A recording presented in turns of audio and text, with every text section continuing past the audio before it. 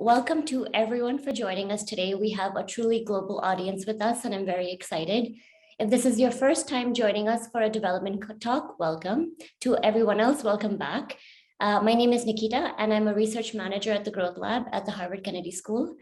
But most importantly, I've had the privilege and honor of working with the government of Namibia since 2020 with the Growth Lab. And in particular, it's been a pleasure to work with Ms. Uaandja and her team.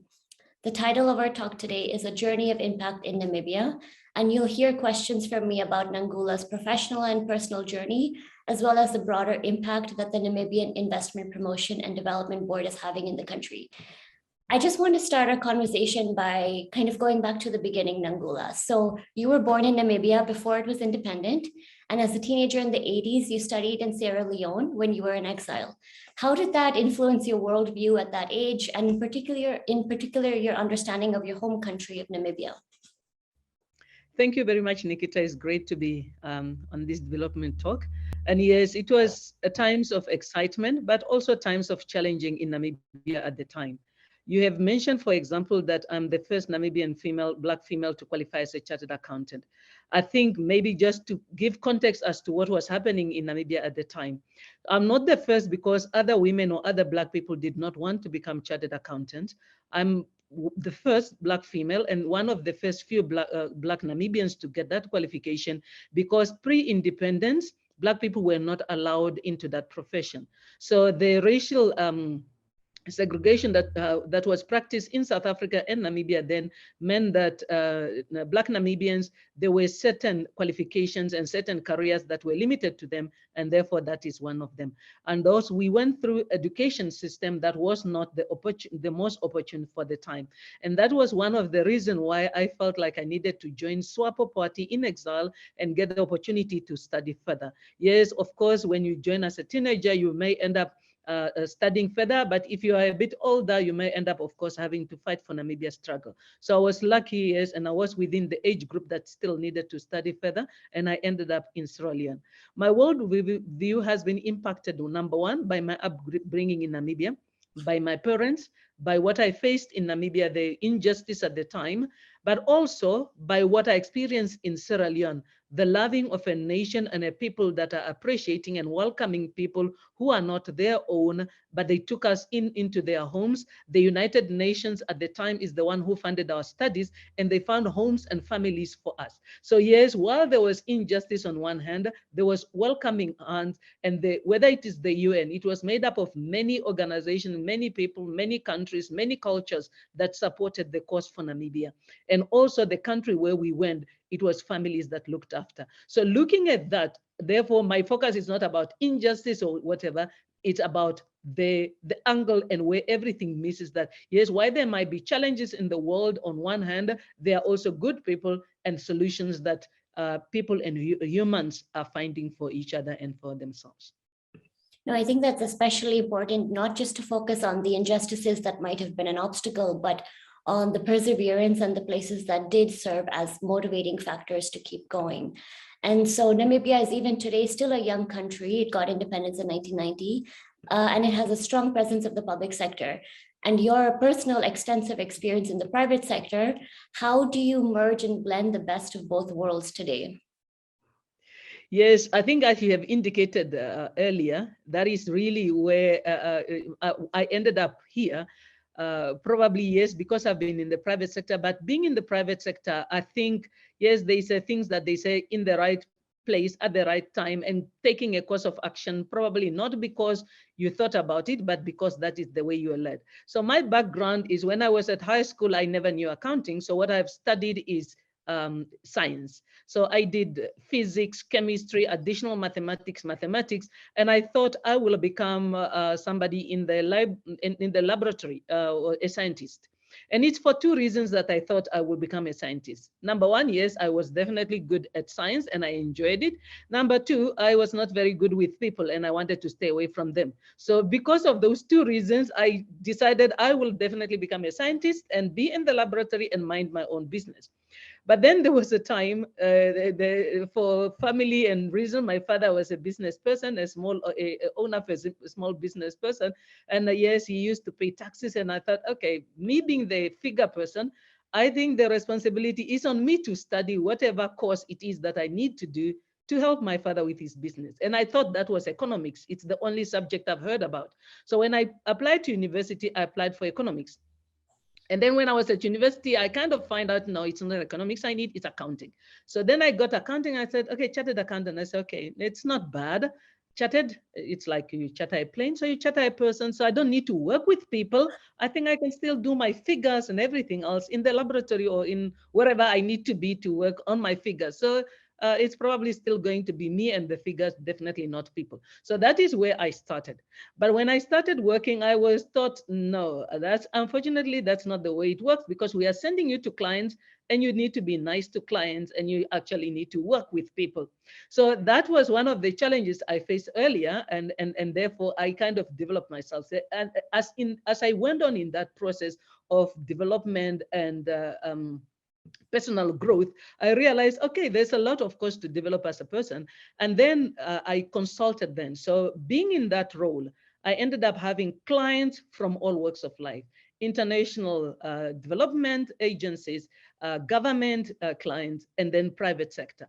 And then I actually found out in Namibia that yes, there's everybody who's playing a role and everybody wants to do the right thing, but because of a bit of the past and some of the challenges that we have, we are not collaborating as much as we should. And I believe that I need somebody to help me get a formula on, if we collaborate between the public, private sector, and development partners, I think we can grow this economy. So then what happened in 2011, when I became a Businesswoman of the Year, I was asked which kind of social responsibility project I wanted to do.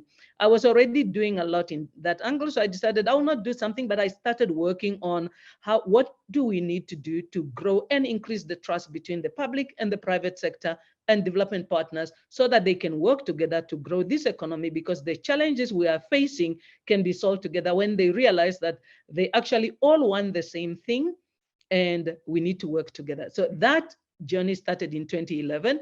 And then, yes, because of that, I registered a few years later for my master's degree. I'm currently busy doing my doctorate in business leadership, so that I can just find a formula on how can we as a country of Namibia bring better collaboration between the public and the private sector, and of course, with the support of our development partners, to make sure that we can utilize our resources better.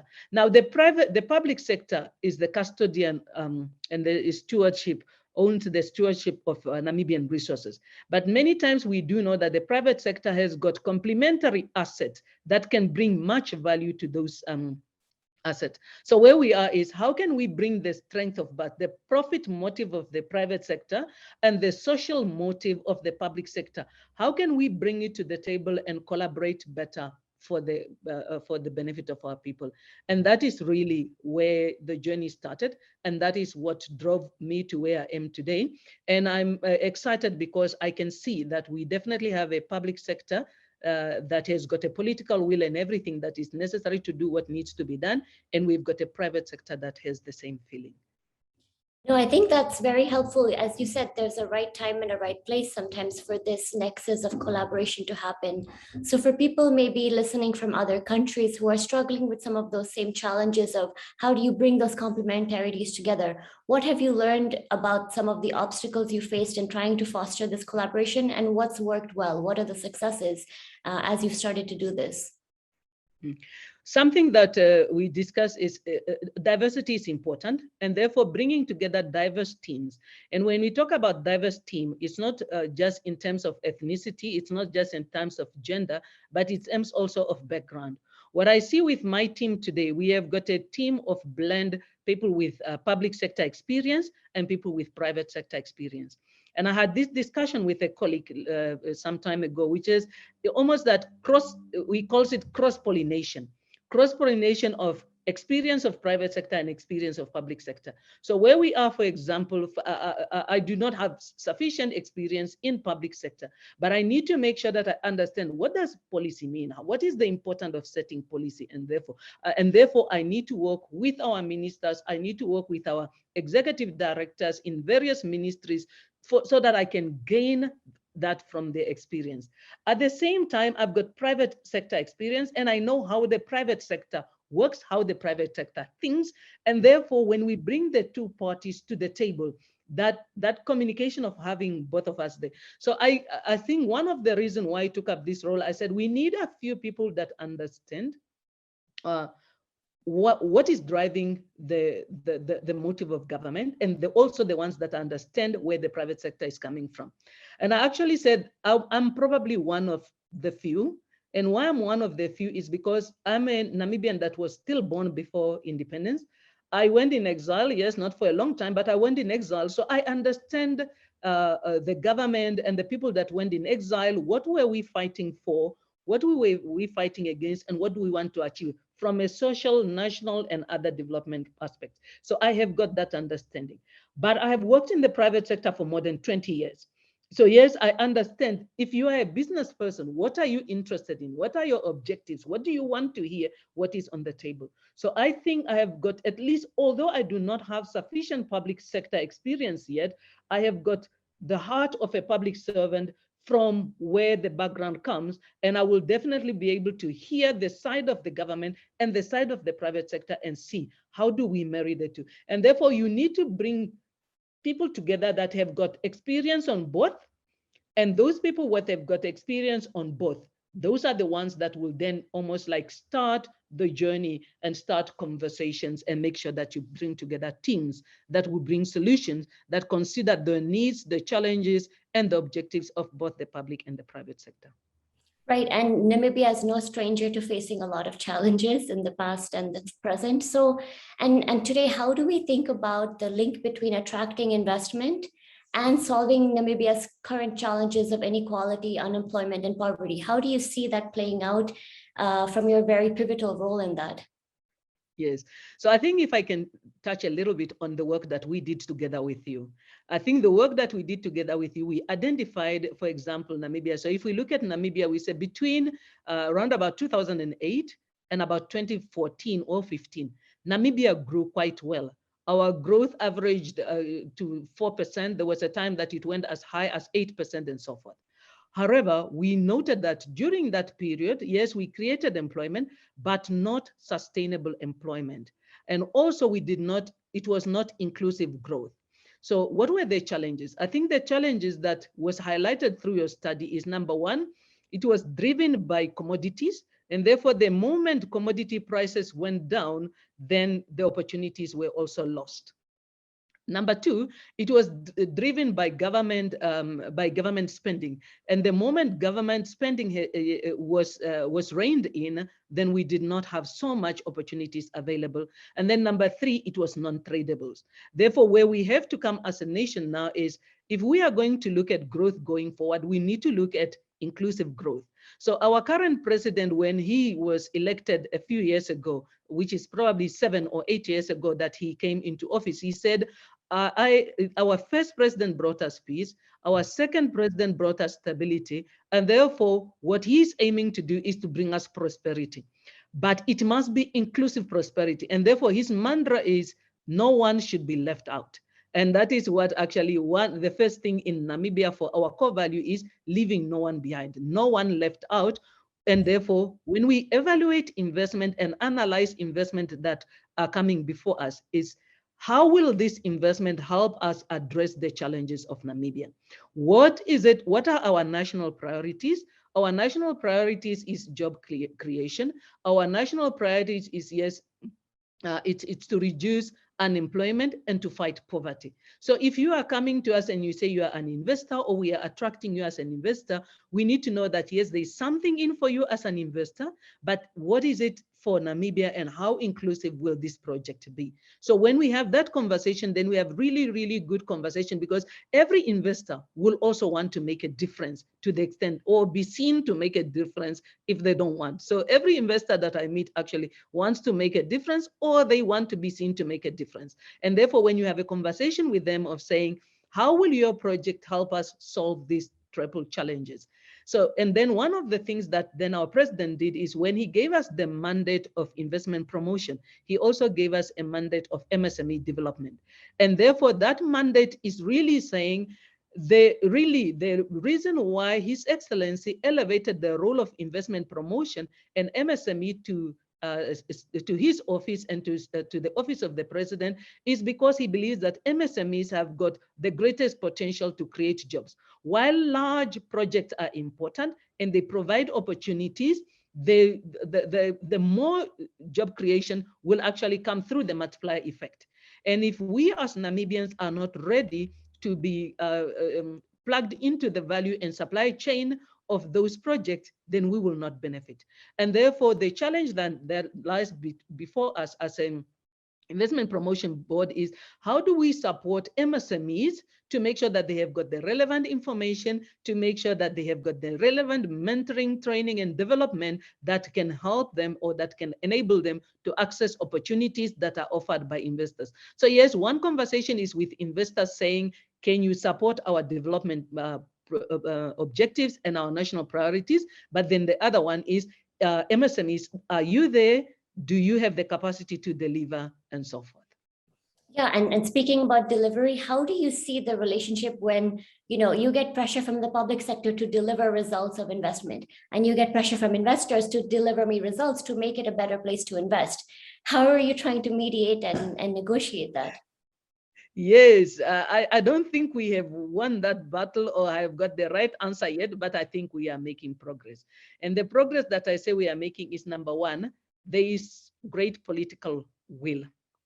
And therefore, the support and the welcome with which we have received as newcomers to the public sector and as a new entities, it's actually overwhelming. So whether it is the support of His Excellency, whether it's the support of cabinet ministers, whether it's the support of officials, we have received actually good support. And therefore, what happens there is, yes, we make our list and how we are engaging investors. It's actually, we are being very, very practical. So we take a project and say, okay, you are an investor, this is the project and this is what you need.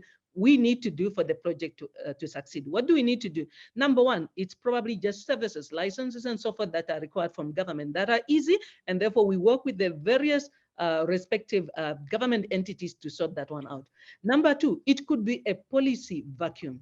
And therefore, what we are doing currently is then working and setting up a committee that has got private sector players and public sector players to identify the vacuum in the policy environment so that we can fill in the gaps that are there. So the good thing is that I say we have received the support from government of saying, and that is why one of our mandate that has been given by His Excellency is that we can make recommendations on improvements to policy. So we are now working and reporting back to cabinet of saying, these are the policy gaps and this is what needs to be done. And we have seen actually good support in that area. And then from the private sector, we then making sure that we are giving constant feedback, and we have got an investment facilitation office that is keeping them updated. So yes, it's not something that you do in a day or in a week, but the good thing is the willingness of both parties to keep the dialogue open and the channels of communication open is helping us to make sure that we achieve our objectives.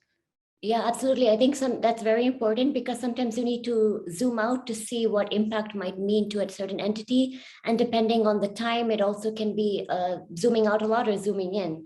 And I wanted to zoom in to think about young and female entrepreneurs. How can a group like them contribute to creating a sustainable future for Namibia? So how do you balance an institutional way to create impact and promoting entrepreneurs to be uplifted and do that themselves? Yes. So if you look especially for young and female, our president is very much, number one, he's very much committed to diversity, and he's very much committed to the young people.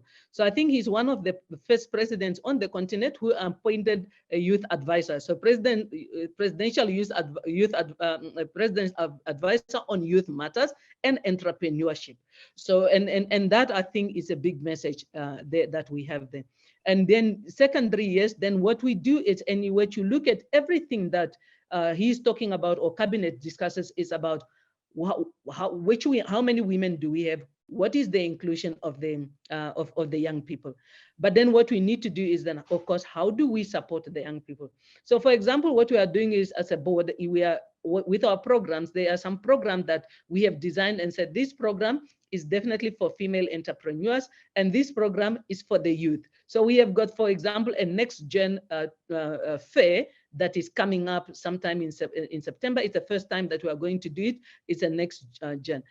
Being that as it may, also, yes, I know that there is a history of exclusion for women and so forth, but I'm a mother of 3 boys. So I am concerned that sometimes we are leaving our boys out, especially in Namibia. So Namibia is one of the countries in the top 10 countries that are doing well with females. And actually we have got university ranking and so on. We have got quite good female representation in many, many areas. So we are doing well. So I'm actually afraid of our men in Namibia. Of saying if they don't start pulling up their socks, I think it will be a women country very soon. So I need to make sure that projects and everything that we need to do is diversified. And what means diversified is make sure that we include women, but not at the exclusion of male counterpart. Definitely. And when you think about this spatially, right, when I visited Namibia, it's very obvious there are many parts of Namibia that you think you're in 5 different countries. So how do you think of integrating spatial discrepancies or bringing empowerment to different places in the country? That is a very, very challenging one. And I think that one is really where we need to pull our hands together, because the one thing is there is many people with many objectives, and you have to work with partners. And one thing that one always does in life is one institution or one person is too small to make greatness. I think somebody like John Maxwell says, one is too small a number to achieve greatness. So if you want to achieve greatness, then you need to start a movement. And a movement gets started by a small group of people. And it's just by leading by example of making sure that you bring in diversity. So yes, the country and the government is putting policies in place that are driving and supporting inclusivity in all sectors of our lives. And therefore, normally, whatever policy or whatever proposal, for example, we take to cabinet, the question always comes, we have got a minister of gender, and that minister always looks at it from that angle. And also that ministry also deals with poverty and marginalized communities, and they look at it from that angle. Are we making sure that we are inclusive? And that is the question then normally that all of us, whenever we are engaging. So for example, one of the engagement at the board is many times we communicate on social media. But when we communicate on social media, we are being very, very exclusive, because there is many people that are in the remote areas of Namibia. They've got a phone, and they actually have got a cell phone, and they've got access to cell phone network, but not necessarily on Facebook. So normally we then react to what is coming through on Facebook, Twitter, and so forth, but there's actually many people that we are not reaching. So what medium of communication are we using? And those are some of the questions that we're asking ourselves. Are we on radio? Because actually then radio is still one medium of communication in most areas in Namibia. And are we on television, NBC? Because many people still watch NBC. So we need to challenge ourselves in everything that we are doing, from medium of communication and reaching out.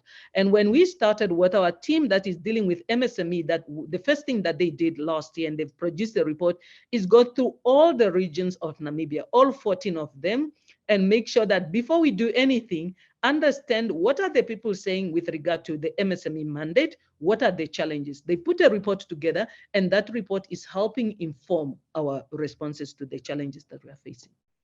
Yeah, and even though, as you say, one institution might not make the difference of a full movement, in the institution of, for example, the Investment Promotion Board, how do you as a leader go about crafting a workplace that fosters innovation, risk-taking, collaboration, and a reward for finding new ways, or we call it positive deviance, for breaking the rules?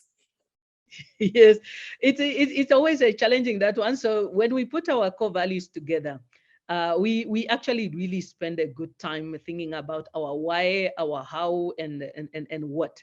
And we had a good weekend that we had, almost like with all our staff, with all our management, with the board at the beginning, to discuss that. And we came up with our core values, which we call Namibia. So the acronym for our core values are Namibia. And we say that if you are an employee of the board, you must be like a true Namibian. And a true Namibian, N kind of stands for no one left behind, and therefore inclusivity, of course, is important. And then A stands for accountability. So we must be accountable in everything that we do. And M stands for making a difference. And I stands for acting integrity. We must be, of course, we are dealing with information and data from investors, their business plan, and so forth, and that is important. Namibia. And then B stands for brilliance. We must act with excellence in everything that we do. Another I for innovation, and the last A with agility. And what I tell my people is this one: if a problem lands on your desk, and that probably goes with a few of things in my life. So let me kind of come back to the message that I tell them, but let me say something else. So normally in life, so a few years or months ago, I was asked to go and talk somewhere on responsibilities or something like that. And then I started by looking on Google and said, responsibilities of a Namibian. I could not find any. So I said, okay, let me go to the Constitution and find out in the Constitution, what is the responsibility of a Namibian? I didn't find anything. So I actually found out the responsibility of an American. I think America is probably the only country, or one of the few countries, where the citizens have got responsibilities. I think it's almost like responsibilities to take up, to go and fight, or so on. I looked at a few, so I know that America has got something, so I used as an example. And I think now this is why we have challenges. We have challenges because we have got people with too many rights and few responsibilities. So what happens is, I looked in our constitution, when I typed in right, I could not count the right, but responsibility, there was nothing. So then I think that is one thing. If you ask me, life is a, and somebody say, complete that sentence. Normally I complete it saying life is a responsibility. And that is maybe how I was raised. That is my perception in life. Life is a responsibility. We are here to achieve, and we need to be accountable. And one day there will be questions as to what did you do with the time, with the hours, with the talent, and everything that have entrusted into you. And I must be able to answer that question. So having said that, now what I tell our people is, if a problem lands on your lap, then it is yours. It does not matter if it is not your department, if it is not whatever, it is your problem until you find somebody who has dealt with it. So let's call it, you are in a department, we call it aftercare, and somebody calls you and they're asking about MSME. You cannot tell that person and say, no, I'm from aftercare, the person is not from whatever. It has become your problem. So now what you do is you go to somebody in MSME and tell them, I have got this call, and this is person, you refer them, and then you follow up with them. Have you addressed this problem? And therefore, what we really look in innovation is being resourceful in providing solution. And many times when people look at innovation, they think innovation is a technology matter. Innovation is not a technology matter. It's about solving problems. And those problems can be solved in a matter of technology. They can be solved in another way, but I think it starts with looking at problems, looking at challenges, and saying, how do I solve that problem? And therefore, we need to create a culture of problem solvers. And that is normally the skill I teach the people. So yes, I normally have got a conversation with my children, and they tell me, Mommy, please for now just be a mother. Don't be the teacher and the coach and tell me what. I say, okay, I will try. I don't know if I know the difference, but I will try. Because any conversation with me, it's a conversation about challenging your thinking, your way of thinking, and the action you're going to take. And I think once you do that, then you can help people to think differently, and you can help people to find solutions to the problem. And once you are able to find solutions to problems, you can innovate. So that is the approach, and that is the kind of, so it is in our core values, and we demonstrate. And again, probably it comes from the environment where I come from. As chartered accountant, we go through 3 years training and coaching, and therefore we say 70% of our job, of our development is done on the job coaching, 70%. 20% it is more like peer group learning, and 10% in classroom. That is the profession where I come from. And I believe that it has helped me grow in areas where I never knew I could do. I always said, I'm not an innovative person. I'm just a good auditor. I will not lead a company. I will not become a CEO. That training has helped me to think differently. And that is how I engage with my team. I think I was going to say it's easier said than done to challenge conventions, but you've made it obvious that actually it might be easier. And thinking about the core values, sometimes there is a tension, especially women leaders today who sometimes find it hard to find that balance between creating success as society might expect and creating a holistic life that's about a lot more. So from advice that you have gathered over your career and your life, what advice would you give to other women trying to find that balance? I think two things. Number one, and this is courtesy of Anna Marie Slaughter. I think she's an American lady who works at a university, and she worked, I think, with Hillary Clinton in the State Department at some point. And she wrote something on women can still not have it all. So number one, I think as women, of course, accepting that we can still not have it all. You cannot be a full-time mother and a full-time professional. You will die. I'm sorry for the use of a better word, is you cannot. But I have seen, especially in our culture, that women are still in a place where they are forced to do it all. So I'm sorry, I kind of use a few examples, but here comes my 11-year-old son. He's now 11, but at the time I think he was 7 and so on. So he was telling me, Mommy, I think our teacher's favorite mother is so-and-so's mother. I say, why is so-and-so's mother your favorite parent to the teacher? Because she comes to the school, then she brings cookies and she feels whatever. And I think maybe my face looked a little bit despondent because I just realized I will not be able to measure up to this mother. And then he looked at me and said, no, don't worry, Mommy, you're still my favorite. Oh. So that was good to hear that I'm still his favorite, although I'm not the favorite of the teacher, which says the main message I'm saying. I have to accept that I cannot be leading an institution, being there and at the same time baking cookies and taking them to school. I might try, but it's not my strength and I don't want it to be the area of my focus. I need to accept that is not what I need to do. Of course, I need to accept that I need to be a mother. I need to accept that I need to be there for my children, but I need to also accept that I will not be able to compete with the perfect mother who is full-time at work, at home, and whose choice is also a great and brilliant choice. Just like that mother will not be able to compete with me in the professional area where I'm making a difference. We need to make peace with that. And I think many times, and that is a conversation I had with young ladies at PwC one year, of saying, I think many times the pressure comes from ourselves. The pressure sometimes comes from our families, but then the pressure comes from society. So number one, me as a person, I need to make a decision. Number two, me and my family need to sign up to that decision. And then number three, we need to kind of allow society, saying, society, that's what you think, but in our family, it works differently. Right. We need to make peace with that. So that is the first one. The second one, which is then to that one, is then you must have a good support structure. And support structure is, if the support structure is because you and your spouse have decided that you will be the career woman and he will be at home, or the support structure is both of you are career people, and therefore you need other people who will fill in. And I think that is one thing that I've been blessed with. I've been blessed with people in my life that have been there for my children. I've been blessed with brothers, sisters, and friends who are able, when I'm traveling, to pick up my children. Sometimes I travel and I forget to tell my sister I've traveled. Then I just hear her calling me, have you made arrangements to drop kids to school? No, sorry. So I have got people in my life who will help me to make sure that I do not drop the ball. And therefore that support structure is very, very important. So those are the two things. Number one, accept that you cannot have it all. You cannot be 100% in both. And number two, have a good support structure. I think that has worked for me, and that's what I will recommend for other women. I will definitely keep that in mind.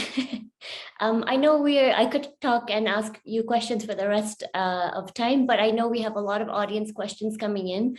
So I want to take a step back actually and ask more about your role at the NIPDB, because something we talked previously about was some of the obstacles and challenges you faced.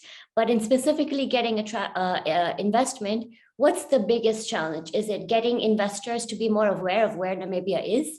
Is it the commitment device of going from interest to investment? Is it the aftercare? Is it making sure that investment brings about then the downstream societal benefits? So where is it? What keeps you up at night? So I think, so maybe let's start with Namibia. Yes, there are places where we need to make sure that we put Namibia on the map. It is not probably the first country in Africa that people think about when they want to invest. So there is that that portion of investment promotion. But what I'm saying, currently we made a presentation to our cabinet, and we are saying that the effort that is being made, and that effort is not only being made by the Namibia Investment Promotion and Development Board. Actually, we said that the chief Namibian promoter is our president. He is the head of the Namibia Investment Promotion and Development Board, and yes, he's the head of Namibia. And wherever he goes, he makes sure that he takes a team with that is meeting with business delegation, and he has been doing that for years. And I think that message is there, and yes, we are seeing quite a number of investments. So where we are currently standing right now, we are standing at a place where we are not putting together project enough for people to invest, because we have got enough investors that are coming in with their project. So I think that is a good place to be. So facilitating impact is what we have. So yes, we need to get Namibia on the map, especially in some of the diversified industries and sectors that we want. We are promoting Namibia, and we are going on investment promotion effort. Beside doing that, then what we need to do is the facilitation. One of the challenges that we face is, if you look Namibia's ranking on the ease of doing business, even though that report is no longer there, we were ranked at number 104. So when the president appointed me, two of the things that he gave me as a mandate is, number one, we must improve Namibia's ease of doing business ranking and Namibia's competitiveness ranking. So those two, it's internal work that we need to do in Namibia. So while investors are there, what they were doing before is, the institutions that we have in place, they were not empowered and capacitated enough to solve the challenges and support investors. And I think that is the one difference that we have. So with the board now in place, we have been given sufficient resources that are necessary for us to facilitate investment, and therefore the speed with which we implement is actually what is keeping me up at night, saying, as a people and as a country and as a public sector, will we respond to the request before us with enough speed? Because there's a few things that we need to correct among us. So with the presentation that we made to cabinet, we identified these are the investments, for example, that we have. Some of them could be stalled, some of them are taking time, and for each one of them, this is the reason. Yet some of them are in the hands of the private sector and the project promoters, but some of them is because we are awaiting a policy that need to be finalized, or some of them we are waiting for a license to be issued. The good thing is then, when we made that presentation, government made a commitment of saying, come back to us and on a monthly basis, give a report on this committee on how this is progressing. So yes, I think most of what was keeping me awake at night was our own coordination, but I have got the support that is necessary for me to do that coordination. Bringing investors, I think we are doing well as a nation to make sure that we promote Namibia, and especially with our current green hydrogen potential, the current oil discoveries, I'm feeling like we need to promote Namibia now as a country of saying there is Namibia. I think we are now getting there on the map. To promote Namibia as an investment in other sector other than natural resources, it's one thing that we are now doing as a board. And then when investors come, to make sure that we facilitate investment, and yes, the aftercare, that is the challenges that we need to address. Yeah, and just to probe a little bit, when you talk about the rankings of the doing business or competitiveness indicators, what are those rankings not capturing? If you could change those that's what the world looks at, but there's more to the story. So what do you think needs to happen beyond just those rankings to create that investor confidence in the country? Yeah, so I think maybe from a competitiveness report, for example, what it's not capturing. So Namibia is a country with 2.5 million people. So everybody kind of tells you, you are a country with 2.5 million, and therefore they tell you market size is one of the determining factors. But then we say, okay, Namibia, a country with 2.5 million. Yes, if you want to come to Namibia as an investor and sell to Namibians, we do not have sufficient market size, but we've got great market access. So what about the fact that we are part of SACU, and therefore if you invest in Namibia, you've got unlimited access to South Africa, Botswana, Lesotho, Swaziland, and Namibia. What about the fact that we are now part of the Africa Continental Free Trade Agreement? The access that we have got to the a market in the USA and EU. We are probably the only African country that is exporting meat to China, EU, and America. So that is the example. The other one that I think does not happen is always sometimes speaking to the right people. So somebody issued a report the other day and I'm wondering, this person didn't speak to me and they've got views on Namibian economy. I wonder, how can that view have that view if I am having this whole list of investment projects that and nobody spoke to me? So identifying who they speak to and having a balanced view about who they speak to in country, I think that is important. So who do you speak to in country? Do you have a balanced view? Do you only listen to one or two players in the private sector and make up your mind? Or do you really speak to private sector players, more than one, public sector players? And then, of course, make sure that every year you are not only keeping to your last year list, you find out if there's a new kid on the block and also speak to that kid on the block and say, if they have got hope, what is that hope based on? I think that is probably one of the two things that, if you ask me, that we will change. I'm not saying that the reports are completely wrong. I think the report, there's a lot of truth in the rankings from some of the items that we are experiencing, that yes, as a country, there's a few things. We have got the will, we have got the intention, but what was missing was the coordination. So we have got many, many institutions, and each one of those institutions was acting in isolation. So from the ease of doing business.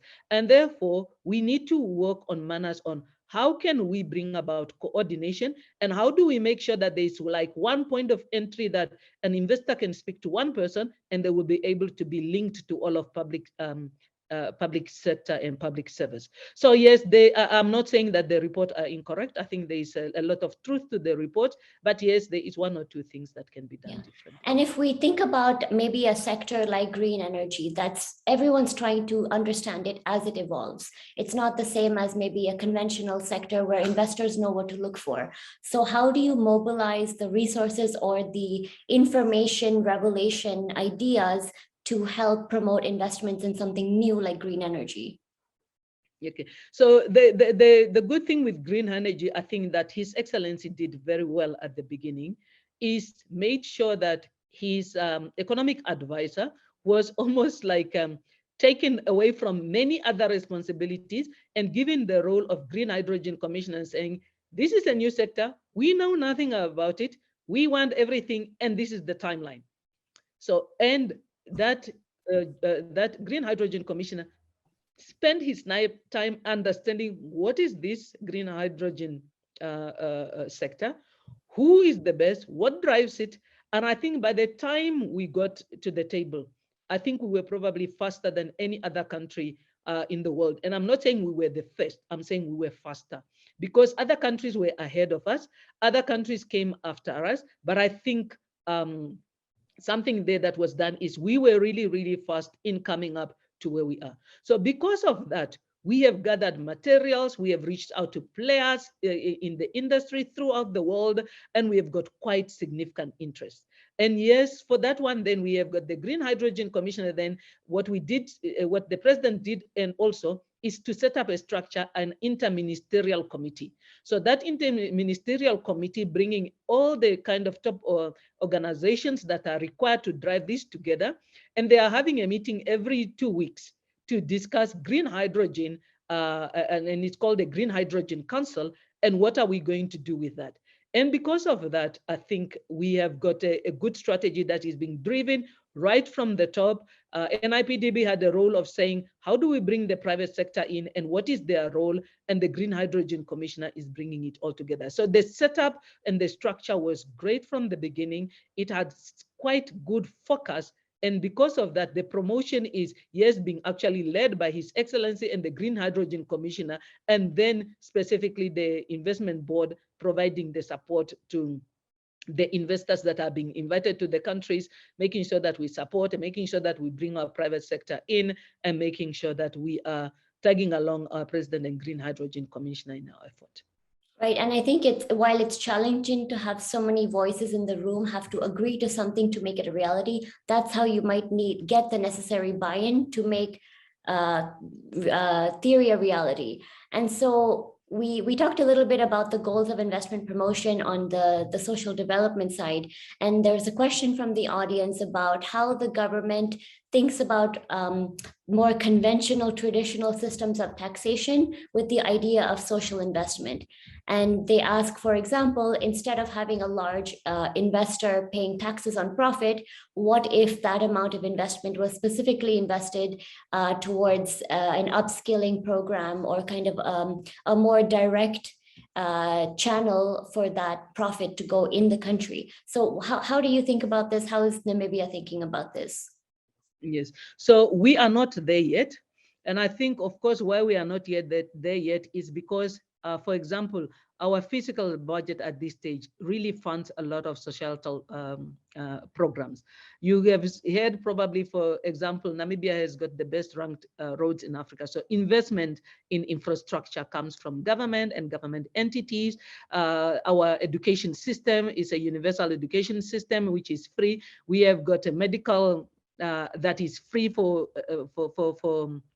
all people, except those that belong, of course, to medical aid. But even if you belong to a medical aid, you can go to state facilities for free. So government is really, really supporting a lot of activities. And we have got training programs with vocational training. And because of that, for government to reduce their fiscal at this stage is a little bit limited. But what I know the Minister of Finance is doing is, with our promotion effort, we need to almost come with a link of saying, how do we increase our kind of base, our tax base, so that we can reduce the rate? And when we do that, we will be able to have conversation then, that the type of conversations that you're having. So yes, there are, for example, strategic projects that we are talking about currently about how do you incentivize strategic projects. It's a conversation that we are having. And in incentivizing strategic projects is, for example, we had a regime called the EPZ, Export Processing Zone. If you are an investor that is coming to Namibia and 95% of your products or 90% of your products are going to be exported and not be put in Namibia, then you will pay zero tax. Unfortunately, with that one, we know that there's also a world that is going against tax heavens, if one can put it that way. So we, as Namibia, was blacklisted by the EU because of a program like that one. So when we come up with nice incentives and tax for so forth, we sometimes face challenges. So we had to pull out our EPZ because we were listed by the EU as a tax haven, because our tax rate were kind of making entities move from countries and they end up not paying tax somewhere at all because they can come to Namibia and not pay tax. So we have to make sure that we work with the global community in coming up with taxes that actually respond to the needs to the fairness in the system. So having said that, and therefore then kind of saying it's a zero tax forever, it's probably not going to play. But we are now busy now studying, saying, okay, if we are blacklisted for that, does that mean no incentives, or is there some incentives that are working? And we are busy finalizing. And there may be some sequencing element to that as well, exactly. And I think throughout our conversation, and also having the privilege of knowing many people at NIPDB, you have a very strong team, and you obviously think very deeply about who you have around you working with you. So who do you look for when you recruit people? What are the skills and personalities and people that make your team a success? Yeah, thank you for that compliment for our people. I actually think I've got a great team. I tell people I think we have the best team in Namibia, but I'm sure that it's open to debate. But yes, the one thing, there's many people that say many things about hiring. So for example, somebody like Simon Sinek will probably say hire for attitude, and you can always develop the skills. And some other people will say hire slowly and fire fast. And therefore all of you kind of have to make sure that you learn from there, and therefore, yes, normally what you do with the hiring is that skills is critical and skills is important, but many times when we hire, we focus too much on skills and we pay less attention on attitude and other aspects. So one thing I have learned, and from the many mistakes I have made in my career and in journey, is hiring just for skills and hiring the top student at university is all good and well, but that person must have a adaptable kind of personality, and they must also have a learning ability. And of course, my own example is one. If I did not have adaptable and learning ability, John Maxwell says, when our ability outdistances when our attitude outdistances our ability, even the impossible become possible. I had abilities, but I think what helped me more was my attitude, because first I was not the right person, but my attitude was attitude of learning. And because it was an attitude of learning, I developed from a laboratory loving person to somebody who can actually lead people. So we need to make sure that when we hire our team, they must be good at what they do. And therefore we need to set the quota of saying, from a skill perspective, this is where you have to be. And then number two, it's then from an attitude and psychometric assessment level of saying, these people, which kind of people are we having on the team? And the good thing I think that we have, and having an inclusive team, is when we hired our first team, I was concerned that what if all people come out are Black females? I cannot have a team of Black females only. I cannot have a team of me as a Black female and all the other people are white males. So I was concerned about that. And I thought, okay, do I go to one of the panel and tell them, please, no, this is your first candidate, but no, we have to go for your second one because my diversity numbers are not working. Luckily, I did not have to do that. So I think I prayed and I got the answers and the point that I want. So it all worked out very well. But I think at least in the beginning, I knew what I wanted. I wanted people that have got the right skill set. And that right skill set is the technical skill set, but also the attitude and the soft skill set. I wanted those people. The number two is those people must be a diverse team. And because of that, whenever we are looking through everything, we knew that we making sure that we are getting that. Yeah, no, and I think you've learned a lot from your past, and I wanted to kind of close out our talk by asking you to reflect a bit on your past and look ahead to the future. So when you look back, what would you tell your younger self, your 18-year-old self, ready to take on Namibia and the world? And maybe this even includes an example of a mistake that you are about to make, because we talk a lot about achievements, but maybe what's a mistake or a failure that has really shaped who you are today? Yeah, so you know what I look at in life, ne? I have very, very few regrets. And it is not because I have not made mistakes. It's because I think I am the sum or the product of my experiences, the bad ones and the good ones. And I've had my fair share. I have had my fair share in my personal life, whether it is tragic loss and so forth. And I've had my fair share of my career, where I was probably always ranked number one and ranked one and being one at university. And I came to a place where I'm told, you are not the darling here today, because although you are good technically, you are not good with people. And if you don't sort that one out, irrespective of your good technical, we will fire you. So, so I have got those experiences, but I believe that those experiences are the same. So normally people ask, what will you change? And I'm saying, I will probably not change anything, because I love what I'm doing. I love where I am, and it's because I'm a product of my experiences. What do I need to do more? As I look forward, there is look, I need to listen more. I am not a very good listener.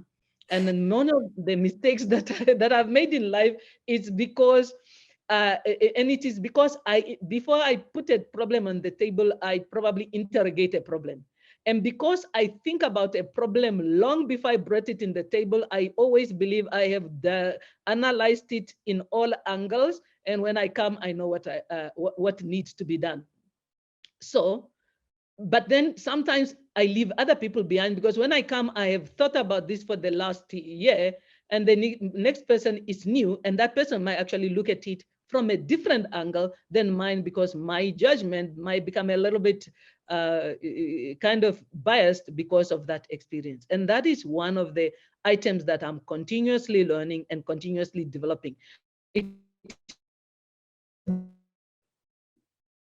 been with me for life, and it continues to be with me. I think I accept that every time to listen to the other voices in the room and consider what I'm suggesting, is that still the right course of action, or do I need to change that? So that is what I will